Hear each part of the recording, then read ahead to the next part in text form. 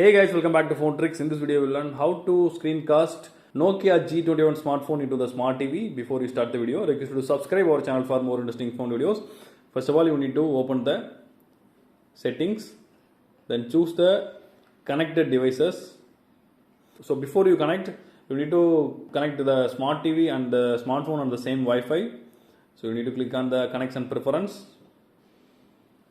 Now choose the cast. Now you can see your TV listed here. You need to click on that. Then click start now.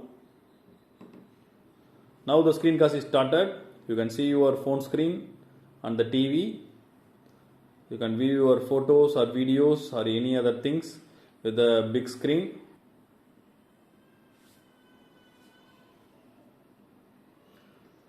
So that's all guys. I hope this video is very useful to you. If you like this video, hit thumbs up. See you next video. Bye bye.